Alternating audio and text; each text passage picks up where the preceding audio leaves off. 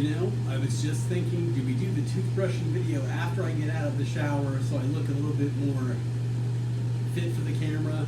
And I said, no, you know what, not this morning. So we're doing it before I look fit for the camera.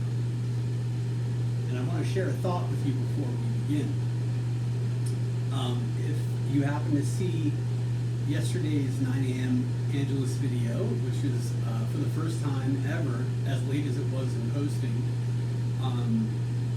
and also for the first time ever, 2+ hours long.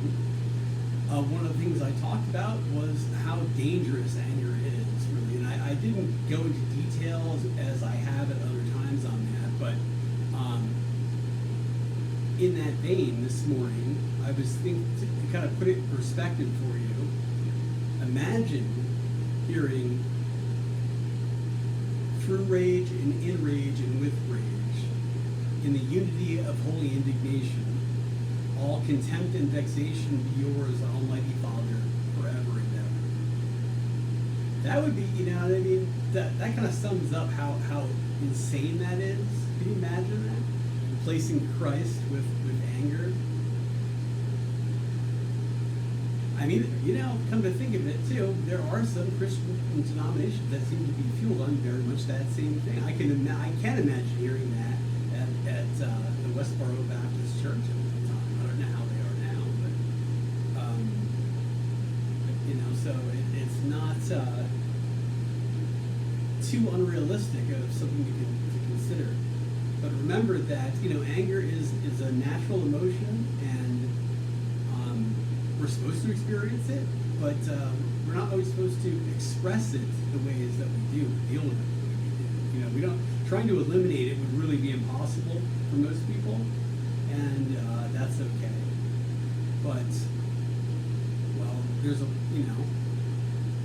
a way to get angry about something and have it do productive things for you or positive things for you, and there's a way that you can let it dismantle you, take you apart. So, in fact, I have in the past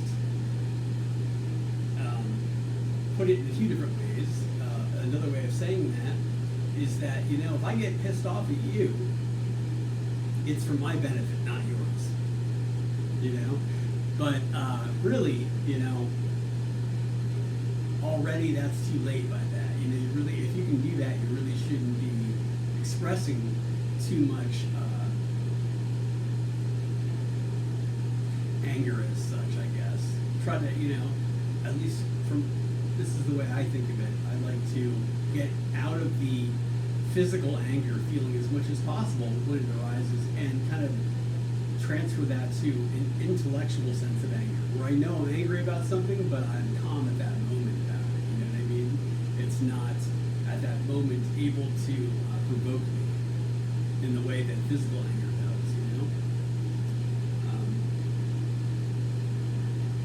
But the nice thing about humans is you don't have to worry about humans pushing your buttons, though. You know what I mean? Humans don't do that. So, I mean, it's really kind of a superfluous point anyway, right? Okay, so here we are. By the way, my watch battery died yesterday.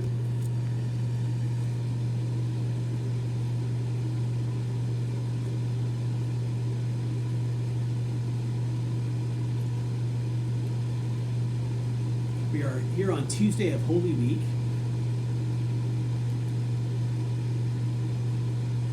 April 12th, 2022. At 7:50 a.m. Through rage and in rage and with rage, in the unity of holy indignation, all contempt and vexation be yours, Almighty Father, forever and ever. Fuck you. Because that's what you would say, right? You know what I mean? If you were trying to inspire anger, you wouldn't want to hear amen from people. I'd be like, no, especially if it's a bunch of complacent people, right?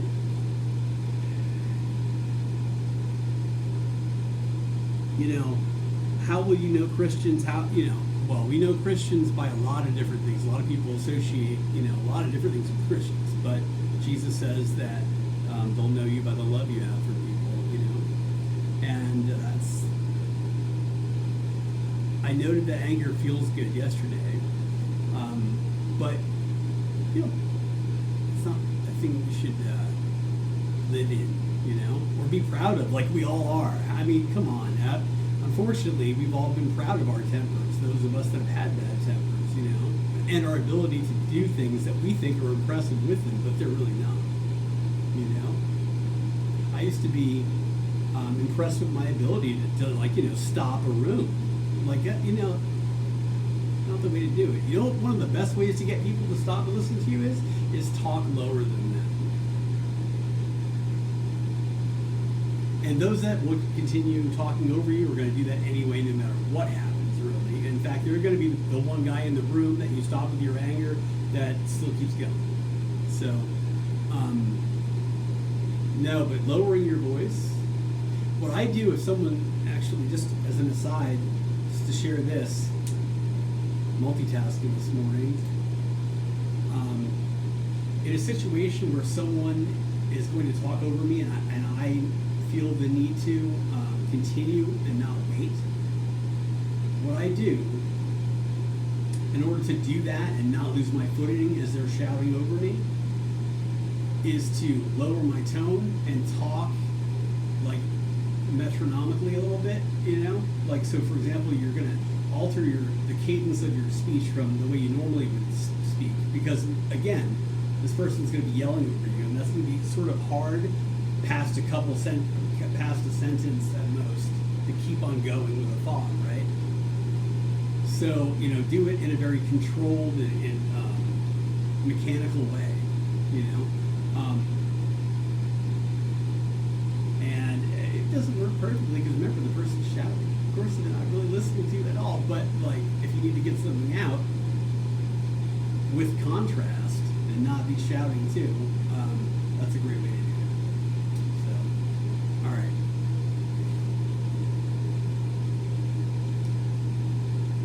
You'll look like the sane one too, of the two. It's good. It's always a plus. And the real sane too, not that one that just like did something horrible to somebody and then that person got mad and now you're calm about it, and while they're upset and going, this guy's a nut job, I don't know what happened to him. That's evil. Don't be that guy.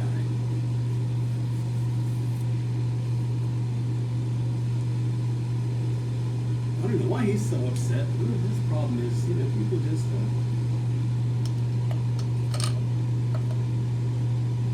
okay. So we're going to use this timer this morning.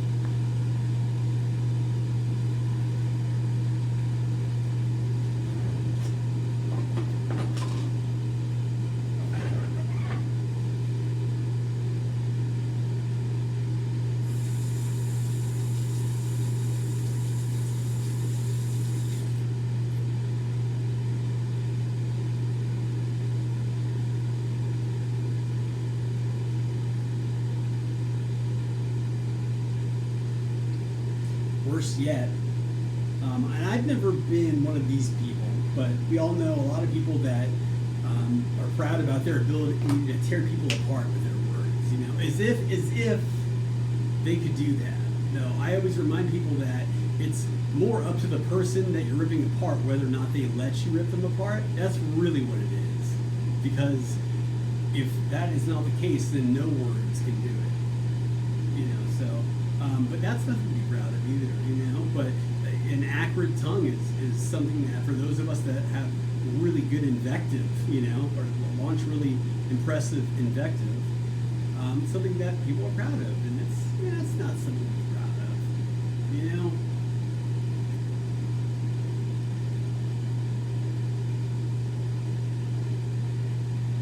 Did I get angry this morning? No, it just actually just came to mind, believe it or not.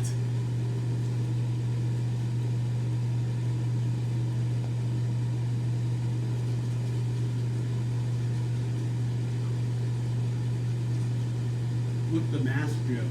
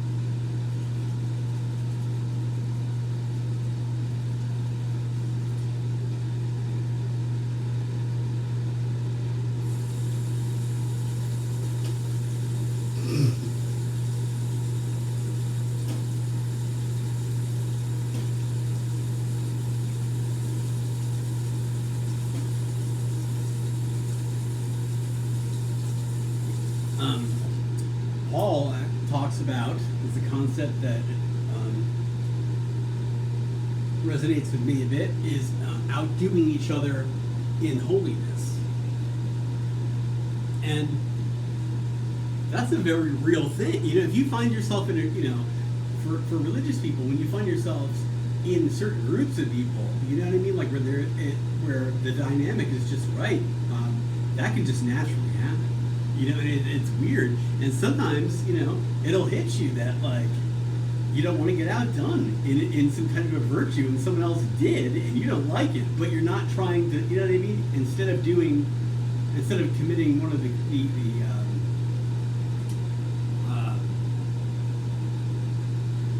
oh my God, what's my brain fart here?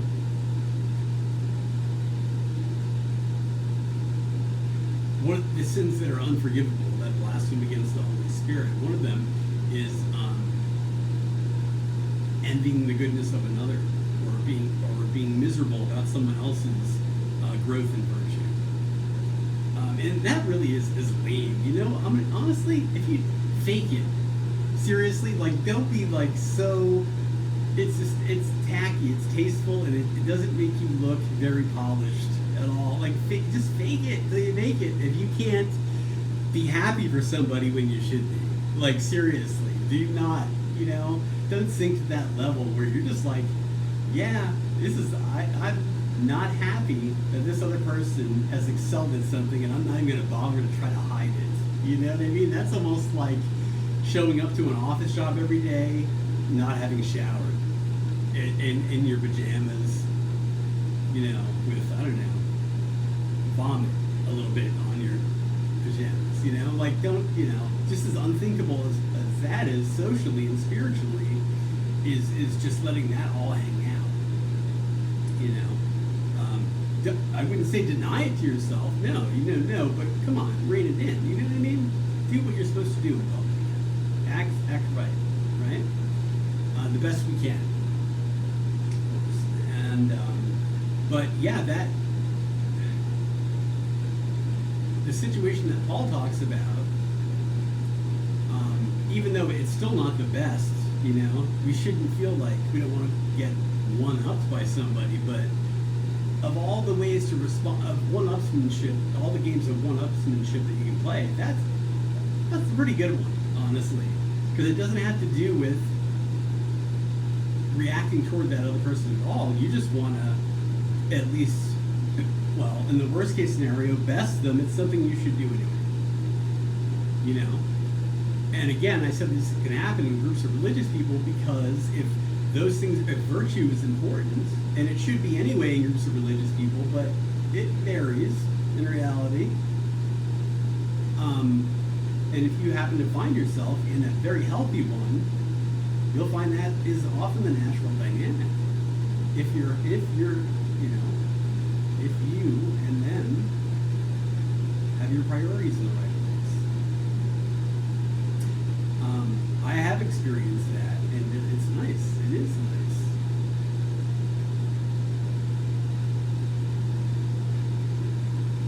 I don't think we see enough of that. It exists, but, you know, wouldn't it be great? There are a lot of people that are pissed off at people, you know, they get one up by somebody and they are not happy about it. Can you imagine if all those people instead were, you know, I can imagine someone getting mad that someone else donated more money to a charity than they did and then having to, you know, like, do it. But see, like, unfortunately, that's not the kind of virtue that I'm talking about. If you can solve it and one-up them with an amount of cash to do it, you know, it's a great thing that you've done, but don't count that as, like, growth of of your personal virtue, of your spirit. You know, something that usually takes effort besides like to write a check. You know,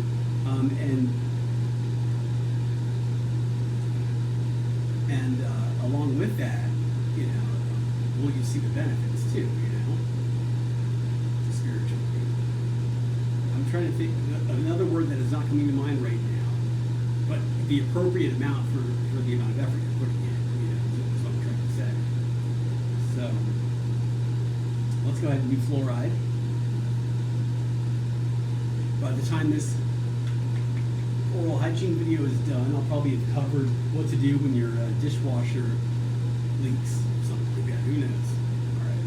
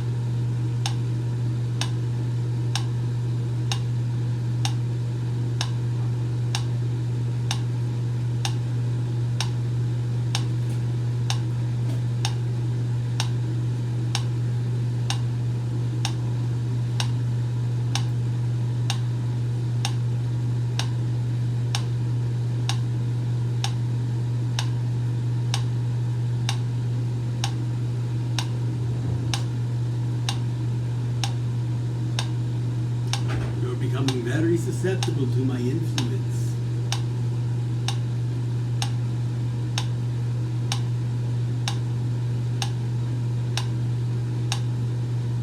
I know, that's why I'm about to turn it off. I don't like it. No.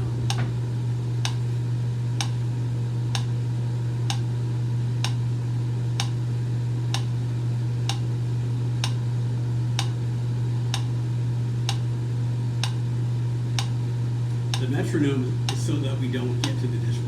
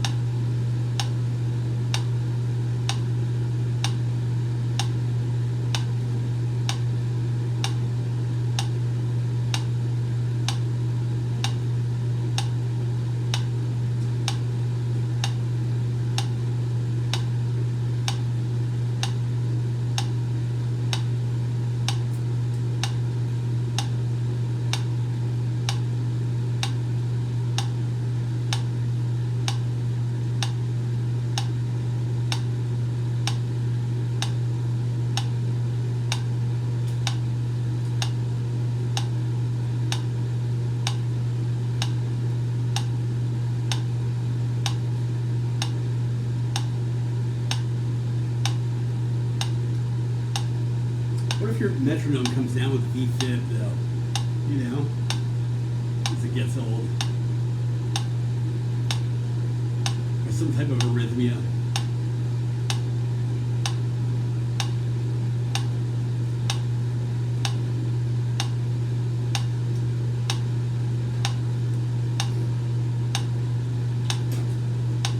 Go to see a cardiologist, and he's, all of a sudden, it's not me, it's my metronome. I was wondering if you could do something about this.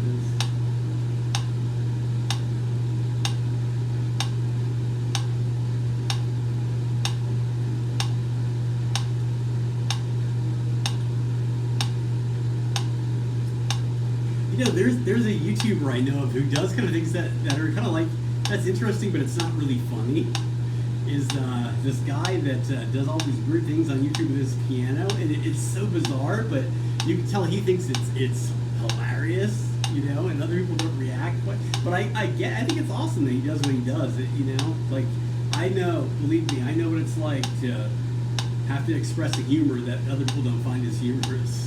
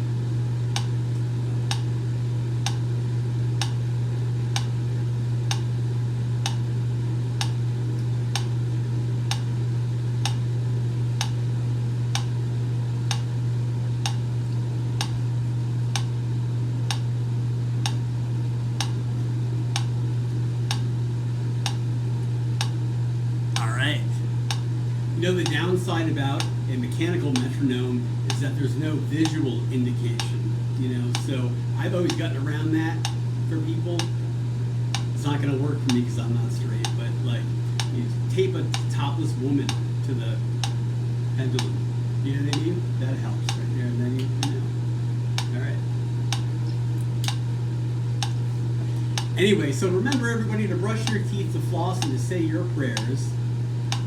And if you don't brush your teeth as much as you should, like I did yesterday, do your best to come back as soon as you can. Do it and pick it up again. I'm gonna get in the shower right now.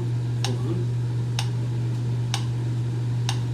Yes, before the 9 a.m. Angelus, and I believe that we're going to do morning prayer right after it. So, did I already say? Remember? Yes, I did. Brush your teeth. To floss especially, and to say your prayers most especially. Again. And I'll see you in the next video. I love you all. Peace.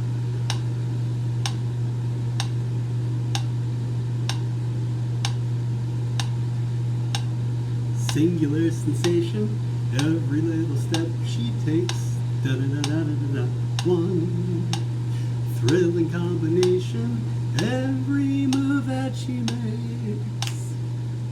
One smile and suddenly nobody else